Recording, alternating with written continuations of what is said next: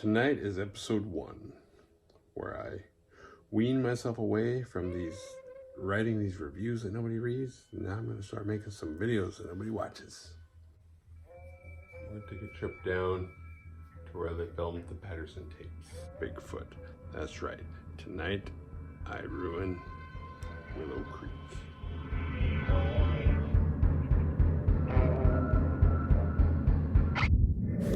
Willow Creek is directed by Bobcat Goldthwait. And if you're not familiar with him, he was a famous actor / comedian from the 80s, known for the Police Academy movies and One Crazy Summer with John Cusack. He was the guy. I remember in the early 90s after the Rodney King beating, he had that funny bit. If you ever see me getting beat down by the police, put the camera down and help me. Since then, he's been on the other side of the camera, offering his own unique view in a new medium. What I hate about making these videos is I have to stare at myself. It's the same reason why I don't like FaceTiming people, because it's really weird looking at yourself. Even though you're looking at them. Looking at them is not weird, but seeing yourself in the corner, I just don't like looking at myself talking. Which probably seems weird. Then why are you making videos? You think other people like watching you talk? So it took me 6 years, but I finally watched Wolf Creek, and I liked it. That was good. I mean, it's not the best movie I've ever seen. There's a lot of mixed reviews about it. A lot of people thought it was stupid. But, I mean, there's factors. Like, if you're a horror fan, maybe you won't like it as much as, like, if you're a big fan. If you're a Bigfoot fan, you might go in and think, this movie's awesome. If you're a horror movie fan, you're like, this isn't scary. Because Bigfoot is probably scarier to people that are really into Bigfoot than the average person, because they don't actually show Bigfoot in the movie, which is what was good about it, because you didn't have some cheesy Bigfoot costume. It was like you just heard him. So it's that mystery of the unknown. But yeah, I would have watched this movie 6 years ago if we still had video stores. How about that? I miss video stores. I miss going to the store and renting movies. I hate being limited. Granted, I love the convenience of streaming stuff for free, or for $10 a month, or whatever, however I happen to do it. But the video store was fun. So, another thing is, like, I hate it when people don't like found footage films, and then they go watch a found footage film, and they're like, that movie sucked. It's like, you were never going to like it in the first place. Like, if you don't like vampire movies, don't watch vampire movies and expect me to value your opinion of the vampire movie. You'd be like, oh, that sucked. Vampires are stupid. You thought that going in. So don't act like, what was with all these vampires? Now I realize I said Wolf Creek about a minute ago on accident, and I knew I was going to do that at some point. I'm not going to edit it out. But Wolf Creek is a really good movie too. Both of them, but especially the first one. So, oops. But anyway, so Jim is a Bigfoot enthusiast. And it's his birthday weekend. So his girlfriend Kelly agrees to go with him to go to the 1967 site of the Patterson Gremlin footage. You know, she doesn't give a shit about Bigfoot, but she's a good sport and decides she'll go along with him. And it's gonna be great. And they head down to Bluff Creek, which I'm going by the details of this movie, because I'm not huge into Bigfoot. I haven't, like, Bigfoot's cool and all that, but I'm not like a big Bigfoot follower. I don't follow it all. I don't pretend to know anything about Bigfoot. So they go to Bluff Creek, which is like Bigfoot country. The town is full of people that are either really sick of Bigfoot, because it's like Bigfoot everything, or they're really into Bigfoot. They meet a guy who gives them directions to how to get to the site that they're looking for, but he warns them of the Bigfoot curse. Divorce, your friends will think you're crazy, and you'll spend the rest of your life looking for something you'll never find. Basically, Bigfoot's going to turn your life into a country western song. They stick around the town for a little while, because Jim is making he's got his hand held, because remember, it's a found footage, and he's running around interviewing the people. He's trying to make his own little documentary in hopes that he's gonna document it all, and then also be the guy to find Bigfoot. Yeah, should happen. I mean, it's his birthday, right? So when they finally do pack up and go, they're driving along and they run into the Harbinger. And the Harbinger is, well, he's a complete asshole in this case. He's this big guy that runs up and tells them to turn around and get out of there. And one thing I've noticed in all horror movies is when you run into the Harbinger, you know, you run into the guy that says turn around and don't go any further, you should listen to that guy. Because that guy's right. He never really explains anything. He's always like really cryptic. He's just kind of like, don't go any further. Or in this case, like, get the fuck out of here. But he's always right.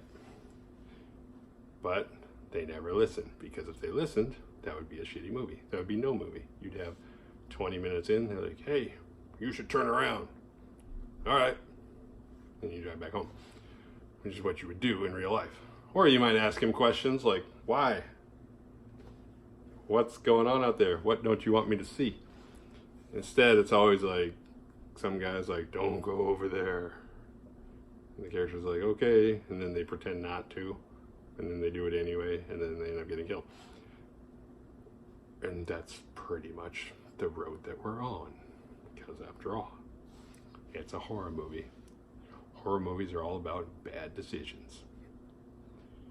So they truck along. They pretend like they're not going to. Then they go along anyway. Somehow he doesn't notice.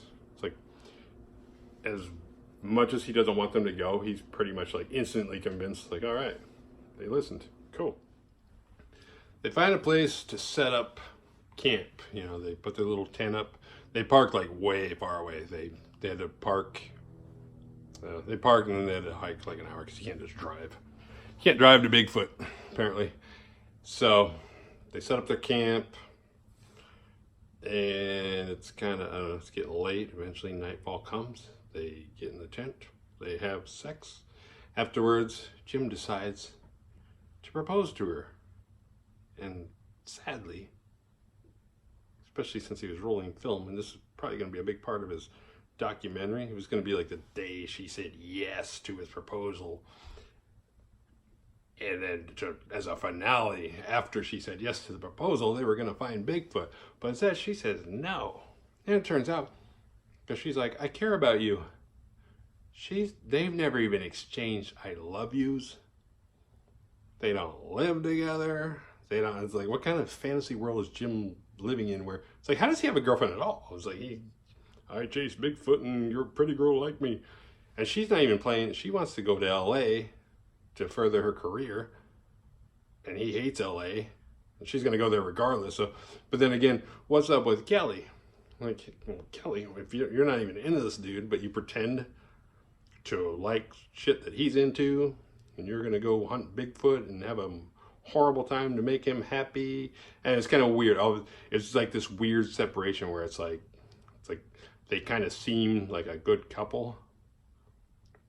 And the second was like, well, I don't like doing this, but you do, so I do that because I do it with you because you do things you don't like to do. And they kind of, you know, they meet each other halfway.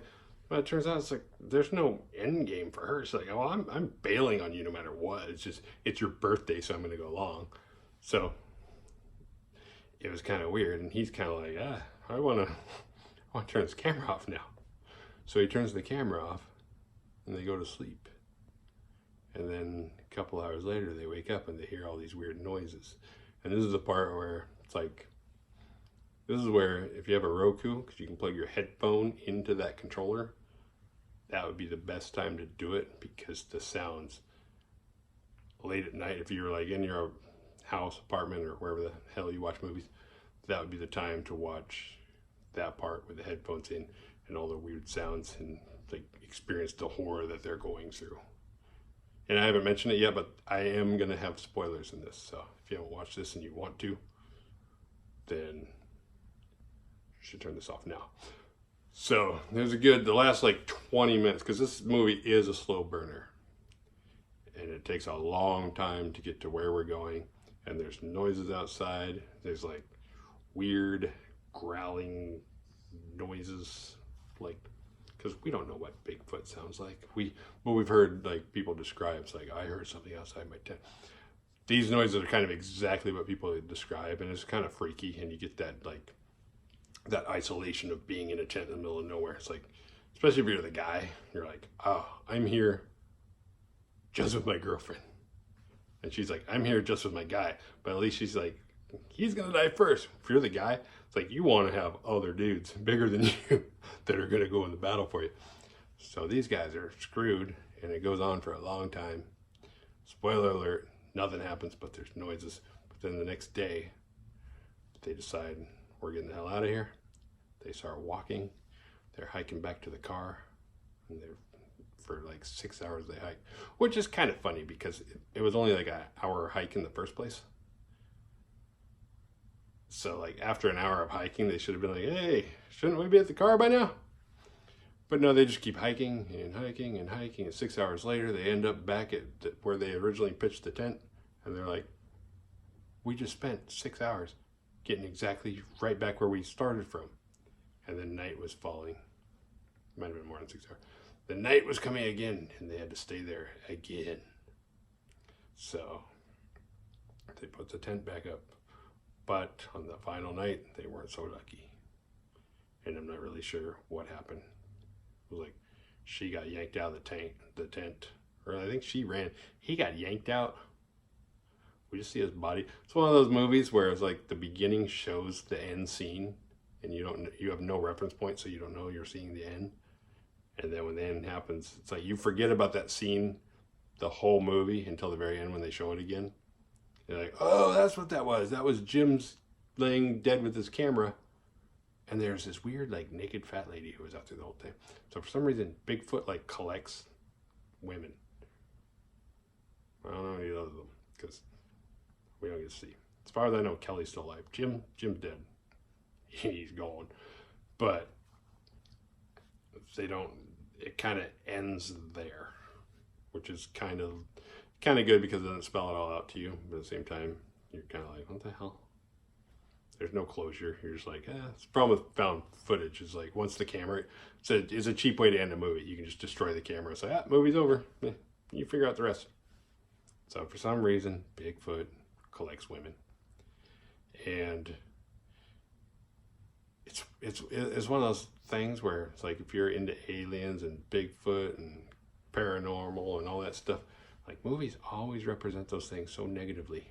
Where it's like other than Harry and the Hendersons, which is an awesome movie, it's like it just prepares us to be scared of something different. Where it's like, well, what if aliens are good? What if they're not going to destroy us? What if they're helping us? What if they created us? You know, what if Bigfoot's a good dude? He's spying on us, and he's like, fuck those guys. And what if ghosts are just kind of trapped here, and they're like, I'm here. I think I still live here. I'm not being an asshole. I think you're the asshole. I live here. You don't. That's Willow Creek. It's the end of my first full-length video. That's all I got. If you like this video, hit like and subscribe. Visit Damien Ruins Horror Movies on Facebook, where you can stay up to date on new written reviews. Also, you can find the entire written review catalog at DamienRuinsHorrorMovies.com.